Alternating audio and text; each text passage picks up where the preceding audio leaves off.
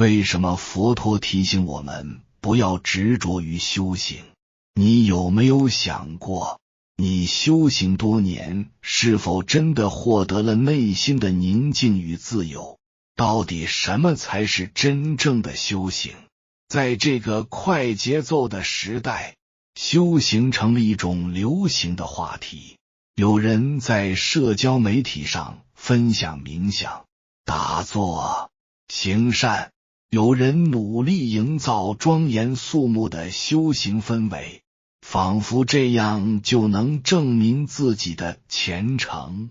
但你有没有发现，无论这些形式多么正统，在佛陀眼中，他们都只是外在形式，而非真正的修行。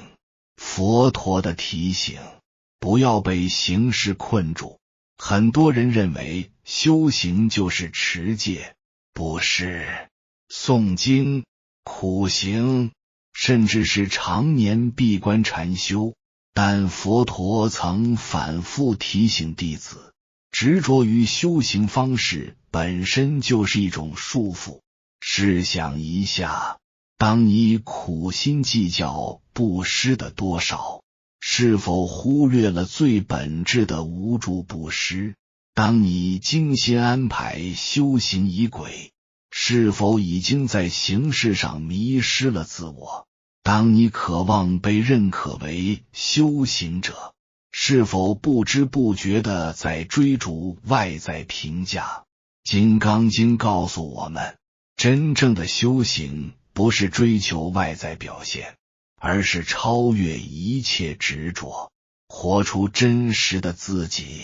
就像攀登高山，如果你只顾着研究登山装备，而忘记了登山的意义，最终不过是背负着沉重行囊在山脚打转。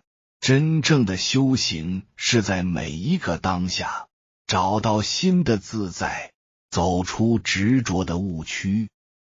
生活中，我们常常把手段误认为目的，比如读书是为了增长智慧，但很多人执着于收集书籍，却忽略了真正的思考。赚钱是为了更好的生活，但很多人最终被金钱束缚，忘记了初衷。修行是为了获得解脱，但很多人沉溺于形式，反而失去了自由。布施的启示，不执着才是真正的给予。佛陀用布施这个简单的行为，向我们展示了一个重要的道理：修行的核心不在于行为本身，而在于你的心是否放下执着。真正的布施不是为了积德，不是为了回报，而是出于自然而然的慈悲。就像《金刚经》所说，菩萨应无所住，而行于布施。意思是，真正的布施是不执着于我是施者，他是受者，也不执着于我正在行善。当你心无挂碍的给予，才是无住布施，也是最接近解脱的瞬间。同样，持戒、禅定、精进、智慧，乃至所有的修行法门，也都只是渡河之船，帮助你跨越烦恼的工具。而如果你执着于这条船，最终不过是被它困住，始终无法上岸。放下执着，活在当下。修行的真谛不是苦苦追逐更好的自己，而是认识到你本自具足，一切自在。佛陀在《金刚经》中反复提醒，凡所有相，皆是虚妄。也就是说，修行不是靠仪式感，也不是靠外在表现，而是你是否能放下执着，体验当下即解脱。然而，在现实生活中，我们对修行的误解远不止佛法领域。看看现代社会，金钱原本只是交易工具，却成了人们一生追逐的目标。工作原本是实现价值的方式，却成了衡量人生意义的标志。成功原本是个人成长的自然结果，却变成了必须达到的执念。如果你终其一生只是在追逐目标，而从未停下来问自己，我真正想要的是什么，那么你可能已经在金钱之桥上迷失，却始终没有到达彼岸。修行的智慧是体验，而非执着。修行并不是逃离现实，而是学会在每个瞬间保持觉知，不被手段绑架。不要只追求结果，而忽略过程的价值。不要把修行变成任务，而是把生活本身当作修行。不要执着成为一个修行者，而是活出真实的自己。无论你是在工作、育儿、旅行，还是简单的喝一杯茶，如果你能够全然体验当下，不被杂念干扰，那一刻你已经在修行。如何在生活中实践无执着的智慧？如果你想在生活中真正实践《金刚经》的智慧，可以从以下几点开始。一、放下对结果的过度期待。真正的修行是在每一次行动中找到满足，而不是执着于最终回报。二、练习活在当下。当你吃饭时，就专注于品味食物的香气；当你工作时，就专注于每一个细节。这样你会发现每个瞬间都充满了宁静。三、学会舍弃，不被工具束缚。金钱、名利、目标都是人生的渡河之船，用过之后就应该放下，而不是一生背负。四、不被标签和形式束缚。真正的修行不是某种特定的仪式，而是你是否在日常生活中始终保持觉知。五、放下执着，活出自由。我们通过《金刚经》的智慧探讨了修行的本质，发现真正的修行不是执着于方法，而是放下对方法的执念。修行不在于你做了多少，而在于你放下了多少。真正的自由不在于你得到什么，而在于你能否不被困住。或许你会发现，越想抓住的东西反而越让你焦虑，但当你真正放下，世界会变得更轻盈，更自在。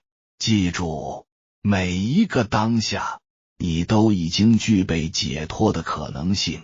真正的修行不是等待某个更好的时机，而是从此刻开始体验自由。修行目的是让你看清生死虚幻，超越一切执着，或究竟解脱。真正觉悟时，会发现修行本身也是幻象，也需放下。世尊，生死之间究竟相隔多远？维摩诘居士双手合十，向佛陀请教。佛陀静坐菩提树下，慈祥地看着弟子们。他未立刻回答，而是拾起一片飘落的菩提叶，问维摩诘：此叶从何而来？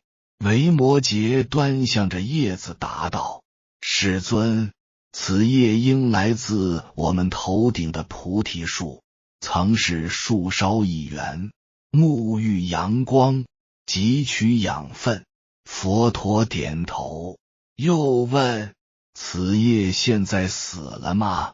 维摩诘沉思，他离开了树枝，不再进行光合作用，可说是死了，但它落入泥土，化为养分，滋养他物，又似乎没有完全死去。善哉！佛陀赞许，你所说的正是生死轮回的奥秘。叶子的凋零看似终结，实则是另一种开始。它化作春泥，孕育新生，如此循环，生生不息。阿难尊者忍不住问：世尊，若生死只是循环，为何世人还会感受痛苦，特别是面对死亡的恐惧和不舍？佛陀解释：众生因无明遮蔽，无法看清生命真相，他们执着我的存在，将生视为开始，死视为终结。殊不知，生死只是因缘聚散，如叶落归根，只是因缘变化。轮回的根源是什么？是什么力量推动众生在生死苦海中沉浮？维摩诘追问。佛陀将菩提叶放在地上。轮回的根源在于执念，众生因对我的执念产生贪嗔痴，造下业力，业力如无形锁链，将众生束缚在轮回中。佛陀带众人至一溪边，指着随波逐流的落叶问：此叶为何随水而动？因为水流推动。维摩诘答：没错。佛陀说，众生如这片叶子，在业力洪流中身不由己，他们自以为掌控命运，却不知真正推动他们的是过去所造的因果。阿难困惑，若业力如此强大，众生岂不永无解脱之日？佛陀道：业力固然强大，但并非不可改变，它是因果的体现，而因缘才是根本。若以正念关照内心，洞察每个念头的起落，就能逐渐改变因缘方向，跳出业力束缚。正念。维摩诘问：您所说的正念是指什么？佛陀拾起一片叶子，正念就是对当下保持清醒觉知，不加评判地观察一切事物的本质。如这片叶子，看似独立，实则从未离开菩提树，也从未离开滋养它的泥土和阳光。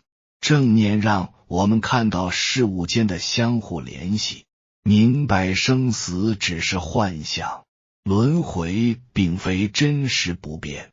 可是，世尊，维摩诘问，既然生死如梦幻泡影，为何众生还要如此惧怕死亡呢？佛陀目光深邃，众生恐惧死亡，正是因为执着我的存在，他们误以为我真实存在，独立于一切，因此当我面临消亡，就会无比恐惧。若能通过修行，看破我的假象，认识到我只是因缘和产物，生死就会如浮云，再也无法束缚。佛陀将叶子放入溪流，众生如这片叶子，在轮回河流中漂泊，自以为独立，却不知从未离开河流。若能明白，就会发现生死之间并无距离，轮回真相也不过如此。世尊，若生死间真无距离，为何还会感受轮回痛苦？这痛苦如此真实。维摩诘追问。佛陀的回答将真正意义上揭示出生死与轮回的真相。维摩诘啊，你感受的痛苦并非虚幻，但其根源却非真实。轮回痛苦并非存在于外，而是源自内心执念和无明。如镜中影像，虽栩栩如生，终究只是镜子反射的幻想，从未真正离开镜子。无明。阿难问，您是说痛苦因无明而起，那如何破除呢？佛陀指着水中叶子。阿难，你看此叶为何随波逐流？因为它自身无力改变方向，众生的心因无明遮蔽，如这叶子只能随业力在轮回中流转。若要停止漂泊，必须看清因缘本质，才能超越轮回，获得解脱。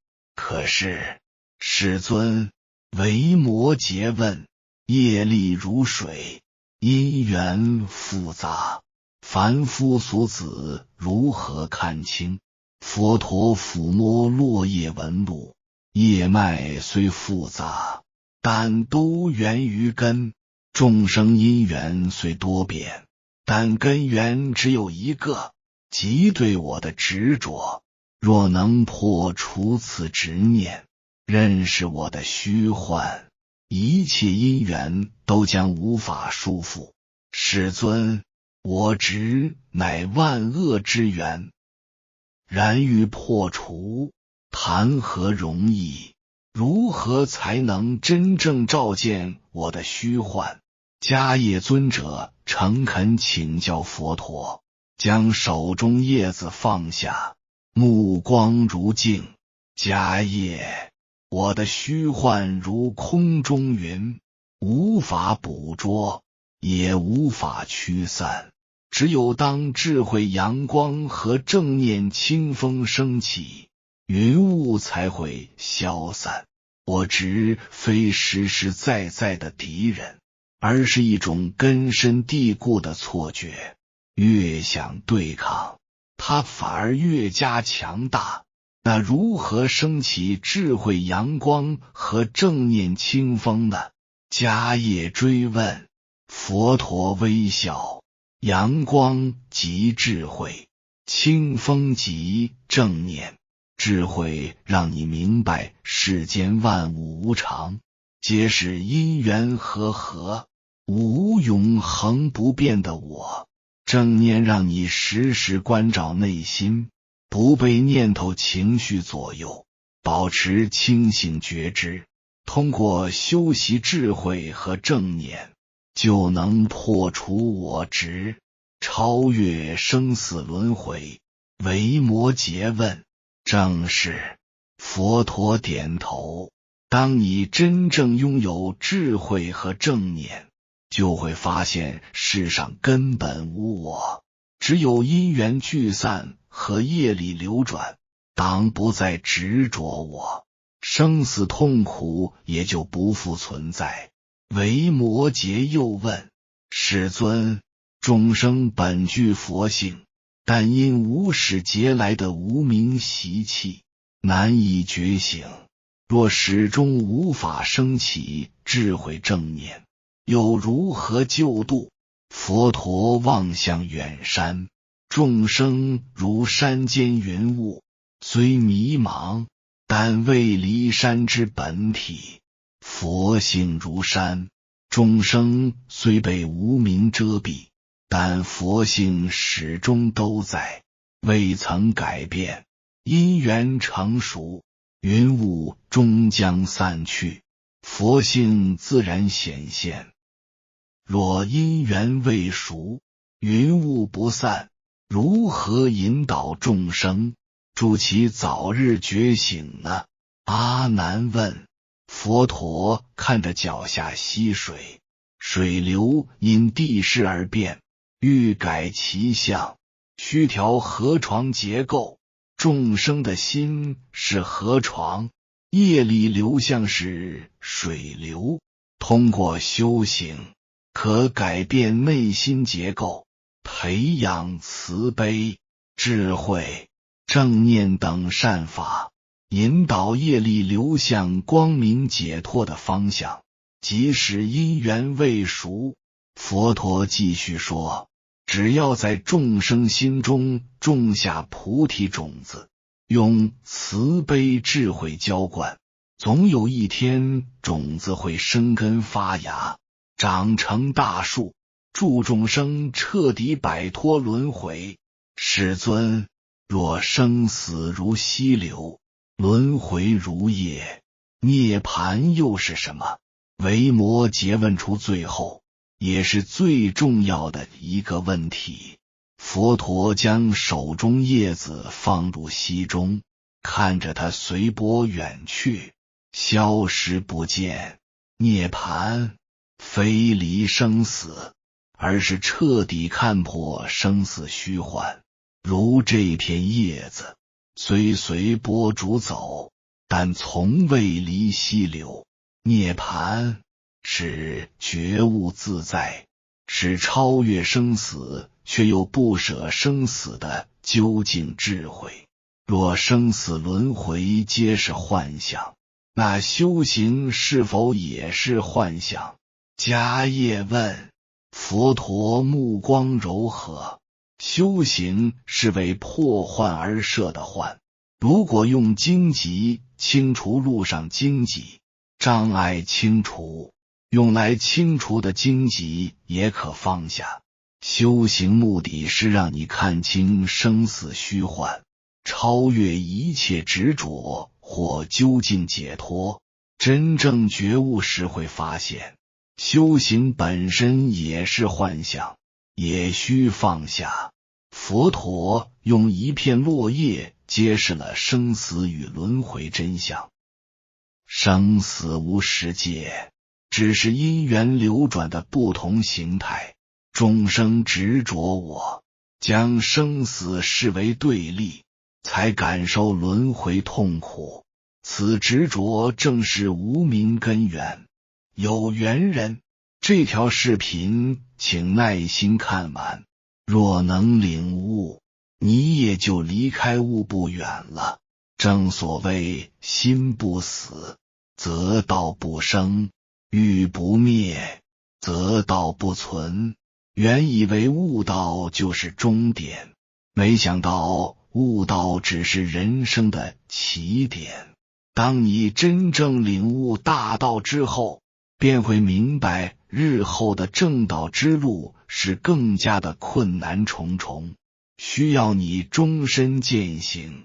因为这不仅需要你的价值观、世界观、人生观得到重塑，还需要你能够时刻持有正心、正念，直至将所有生活中的分别行为给摒弃，将根植于内心的各种私欲给废除。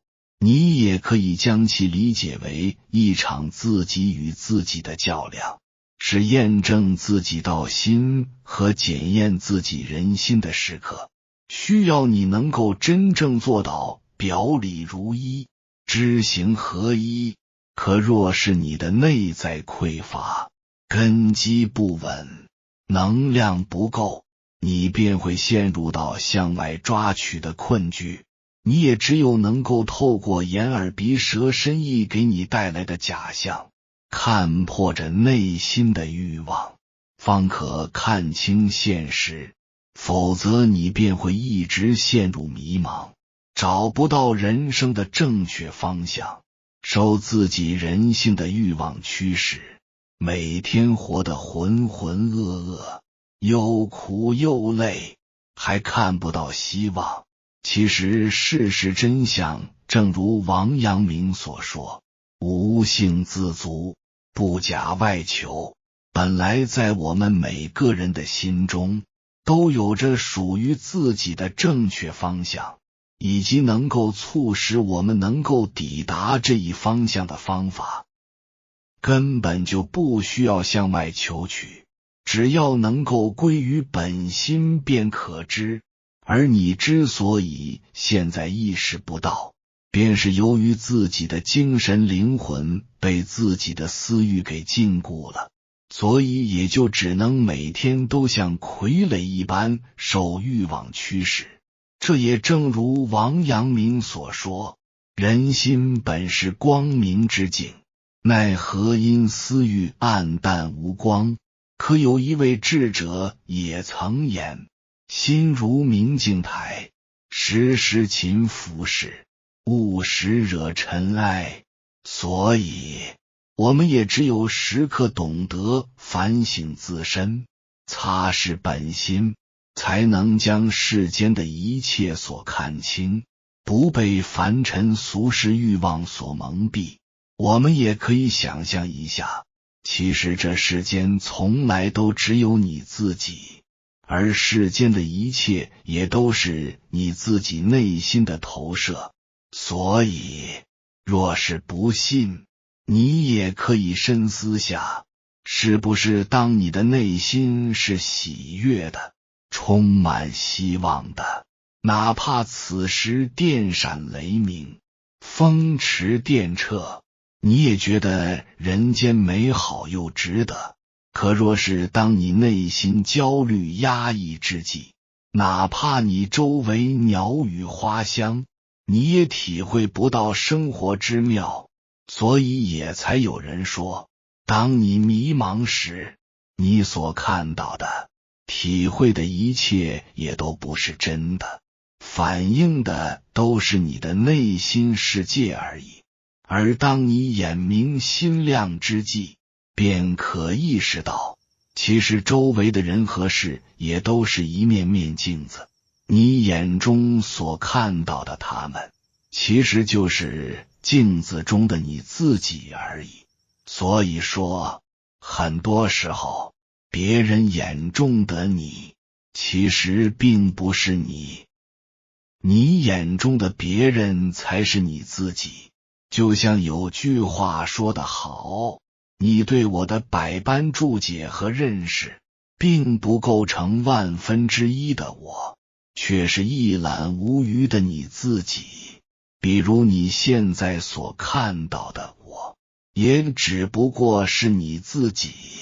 而若是当你真正能够意识到自己这一生，从头到尾其实都只有自己在场，从头到尾体验的只不过是自己的感受，那么便会去掉这世俗间的所有枷锁，真正走向宁静和自由。